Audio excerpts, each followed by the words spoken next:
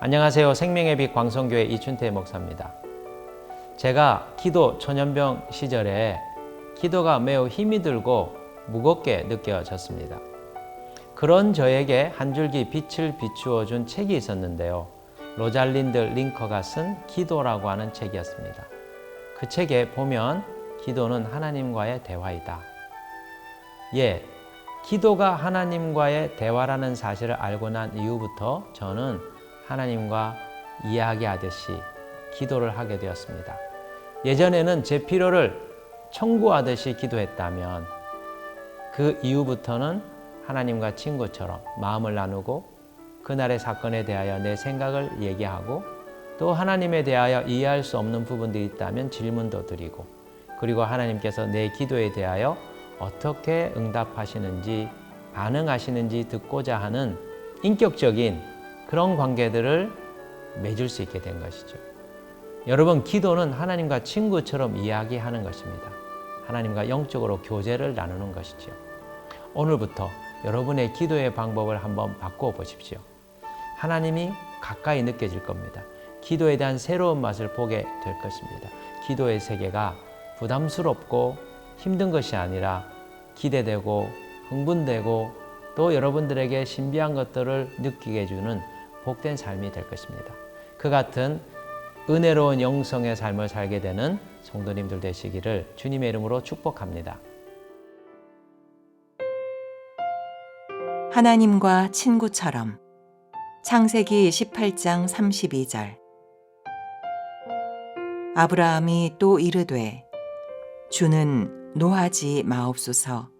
내가 2번만 더 아뢰리이다.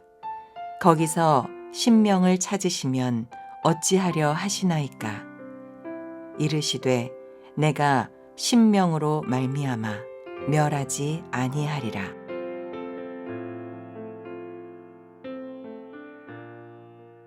오늘 말씀을 보면 아브라함이 소돔과 고모라를 위하여 중보기도하고 있는 모습을 볼 수 있습니다. 그런데 그가 기도하고 있는 모습을 통해서 우리가 하나 배울 점이 있는데요. 그것은 그가 하나님과 친구처럼 이야기했다는 것입니다. 이것을 흔히 우리는 대화식 기도라고 합니다. 내가 하나님께 필요한 것들을 이야기하고 또 하나님이 말씀하시는 것을 듣고 그 하나님의 말씀에 대하여 다시 이야기하는 주거니 받거니 하는 기도이죠. 우리들의 기도는 어떻습니까? 우리들의 기도는 대체로 민원을 청구하듯이 나의 필요를 하나님께 요청하고 일방적으로 그치는 기도입니다. 비즈니스 같은 기도이지요. 인격적인 교제가 빠져있는 뭔가 아쉬움이 있는 기도의 모습들입니다. 여러분, 성경적인 기도가 무엇입니까? 성경적인 기도는 하나님과의 인격적인 교제입니다. 하나님과 기도 안에서 사귐을 가지는 것이죠. 나의 마음을 얘기하고 나의 생각을 이야기하고 하나님의 생각을 듣고 그리고 서로 소통하는 것이 기도라는 것입니다. 우리가 이렇게 하나님과 인격적인 대화를 나눌 수 있는 근거가 무엇입니까? 기도를 통하여 하나님과 교제할 수 있는 근거가 무엇입니까? 하나님이 인격적인 존재이시라는 것. 또 동시에 하나님이 우리를 창조하셨을 때 하나님의 인격성을 닮은 하나님의 형상으로 지음을 받았다라고 하는 사실 때문입니다. 하나님은 인격적인 분이십니다. 생각이 있고 감정이 있고 자기의 의지가 있는 분입니다. 하나님의 형상으로 창조된 인간은 하나님의 이 인격성을 닮았습니다. 인간 역시 생각하고 감정을 느끼고 그리고 자기의 의지를 표합니다. 이 같은 인격성 때문에 하나님과 인간이 영적으로 교제를 나눌 수 있게 된 것이지요. 이것이 기도라고 하는 영적인 매개체를 통해서 이루어지는 것입니다. 오늘 아브라함의 기도에 반응하는 하나님의 모습을 한번 보십시오. 하나님은 원래 소돔과 고모라를 심판할 계획을 세우셨습니다. 뜻을 정하신 것이죠. 그런데 그 자신의 계획을 아브라함에게 솔직하게 나누십니다. 내가 소돔과 고모라를 멸할 것이다. 그런데 아브라함이 그 이야기를 들었을 때 하나님의 뜻을 세우셨으니 알아서 하십시오. 이렇게 반응한 것이 아니고 하나님, 소돔과 고모라에 의인 50명이 있다면 어떻게 하시겠습니까? 50명의 의인이 있는데 멸하시는 것은 하나님 공의롭지 못합니다. 합당하지 못합니다. 하나님의 뜻을 거두실 수 있는 의향이 있으신지요? 이렇게 물었습니다. 그때 하나님이 의인 50명이 있다면 내 뜻을 접겠다. 답을 하시죠? 그러자 아브라함이 또 하나님께 묻습니다. 의인 45명이 있으면 어떻게 하시겠습니까? 의인 40명이 있으면 어떻게 하겠습니까? 30명이 있으면, 20명이 있으면, 10명이 있으면 하나님은 어떻게 하시겠습니까? 아브라함의 이 설득력 있는 제안에 대하여 하나님은 내 뜻을 접겠다. 그렇게 반응하시죠. 6번에 걸친 아브라함의 기도를 통하여 하나님은 자신의 생각과 자신의 뜻을 변경하겠다라고 응답을 하신 겁니다. 여러분, 우리가 살면서 대화가 가장 안 되는 사람이 어떤 사람입니까? 자기 뜻을 고집하고 다른 사람을 전혀 고려하지 않는 비인격적인 사람이죠. 사람들이 가장 싫어하는 윗사람이 비인격적인 상사입니다. 왜 그렇습니까? 아무리 우리의 의견을 제시해도 듣지 않기 때문이죠. 그런데 오늘 하나님의 모습이 어떠합니까? 하나님은 아브라함의 제안에 대하여 아브라함의 의견에 대하여 수용하십니다. 자신의 뜻을 바꾸십니다. 자기의 계획을 고치겠다고 의향을 밝히고 있는 것이죠. 이런 하나님 어떤 분입니까? 인격적인 하나님이시죠. 우리의 의사를 들어주시죠. 우리의 의사를 존중해 주시는 분이시라는 것입니다. 하나님의 이 인격적인 모습 때문에 우리가 기도할 수 있는 것이죠. 내가 기도하면 하나님이 뜻을 정했다 하시더라도 우리의 기도에 응답하셔서 바꾸실 수 있는 분이시기 때문입니다. 종종 많은 분들이 하나님에 대하여 오해하고 있는 부분들이 있습니다. 하나님은 뜻을 정하면 바꾸지 않으셔. 예정론에 대한 잘못된 이해 때문에 사람들은 하나님의 그 주권에 대하여 오해를 하고 있습니다. 하나님의 인격적인 모습을 관가한 것이죠. 제가 이런 오해를 한동안 하였었습니다. 구약의 말씀을 읽을 때마다, 특별히 선지서를 읽을 때마다 하나님의 말씀이 이해가 되지 않았습니다. 내가 이스라엘을 심판하겠다. 내가 유다를 벌하겠다. 다시는 내가 내 뜻을 돌이키지 않겠다. 하나님이 엄하게 말씀하시는 예언의 내용을 볼 때마다 하나님은 구약의 하나님은 사랑의 하나님이 아니신 것 같아. 신약의 하나님은 사랑인데 구약의 하나님은 진노의 하나님이야. 이런 하나님의 모습을 어떻게 내가 이해하고 받아들일 수 있을까? 하나님이 거리감이 있게 느껴졌습니다. 하나님이 뜻을 정하면 그 심판을 바꾸시지 않는다고 엄히 명하셨기 때문에 저는 하나님이 두려운 분, 무서운 분으로 느껴지게 되었습니다. 그런데 선지서를 더 깊이 연구하고 난 뒤에 제가 하나님에 대한 오해를 풀게 되었어요.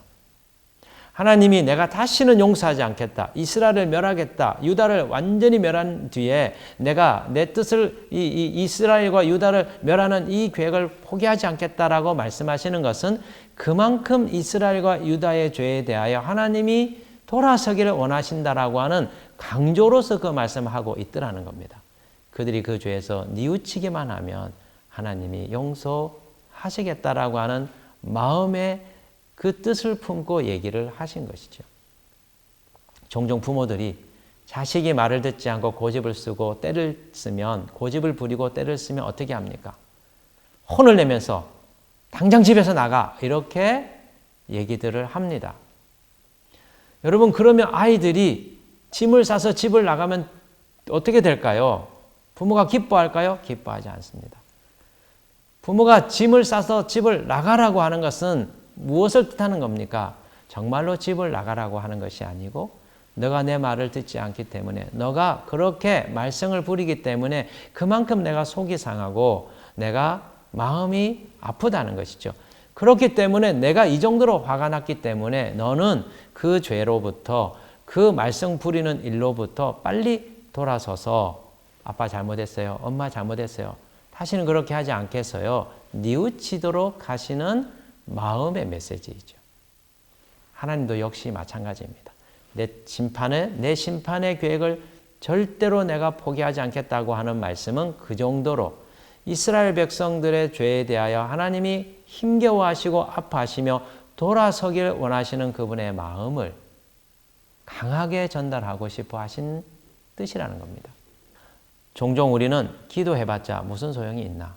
하나님이 다 뜻을 정해 놓으셨는데 기도하는 것은 아무런 의미가 없어. 이렇게 생각하는 분들을 만나게 됩니다. 그런데 여러분, 그렇지가 않습니다. 우리가 기도하면 하나님이 뜻을 정하셨다 할지라도 우리의 간절한 기도에 그분의 마음이 움직이면서 그분의 뜻을 바꾸시는 일이 일어난다는 것입니다. 열왕기하 20장 1절로부터 6절의 말씀에 보면 히스기야 왕의 이야기가 나옵니다. 그가 어느 날 중풍에 걸려서 죽게 되었습니다. 그런데 이사야 선지자를 통해서 하나님이 히스기야에게 예고하시죠. 너가 이 병으로 인하여 죽게 될 것이다. 너의 집을 정리하여라. 하나님이 이렇게 말씀하십니다. 그 말씀을 들은 히스기야가 어떻게 합니까? 벽을 향하여 보고 통곡하면서 하나님께 기도하죠. 자신의 살아왔던 삶을 하나님 돌아봐 달라고 탄원합니다. 그때 하나님 어떻게 하십니까? 예, 내가 너의 눈물을 보았고 내 기도를 내가 들었다고 말씀하시며 가고 있던 이사야를 통해서 다시 돌아오게 하셔서 말씀합니다. 내가 너의 생명을 15년 더 연장하게 해주겠다. 여러분, 죽을 사람의 운명도 하나님이 기도 받으셔서 바꾸어 주셨습니다. 우리의 삶에 하나님의 심판과 하나님의 진노가 있다 할지라도 진정으로 그 죄를 회개하고 뉘우치면 하나님께서 돌이키시고 우리에게 축복을 허락해 주시는 것이죠. 하나님 인격적인 분이십니다. 우리가 기도하면 들으십니다. 그래서 우리는 기도를 통하여 하나님과 대화하고 이야기할 수 있는 것이죠. 기도가 막혀서 기도가 응답되지 않아서 낙심하셨습니까? 하나님 내 기도 듣지 않으셔 낙심하셨습니까? 그렇지 않습니다. 하나님은 우리의 필요를 얘기하고 끝내는 기도가 아니라 끊임없이 우리의 마음을 함께 나누는 친구로서의 기도를 기다리고 계신 것이죠. 이제 여러분의 기도를 바꾸어 보십시오. 친구처럼 주님께 여러분의 마음을 쏟아놓고 나아갈 때 하나님의 마음으로 응답하시는 놀라운 결과들을 보게 될 것입니다. 그 같은 새로운 기도의 생활을 경험하게 되는 모든 분들 되시기를 주님의 이름으로 축복합니다.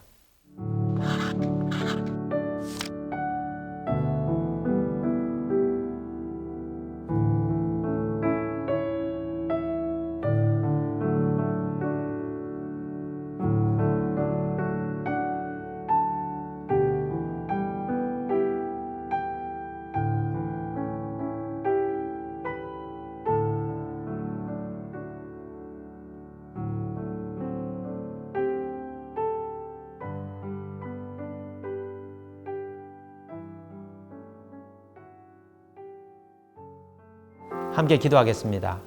하나님, 우리에게 친구처럼 이야기할 수 있는 기도를 선물해 주셔서 감사합니다. 이제부터 당신과 이야기하며 일평생 살겠습니다. 그 같은 길을 걷는 축복을 허락하여 주옵소서. 예수 그리스도의 이름으로 기도드립니다. 아멘.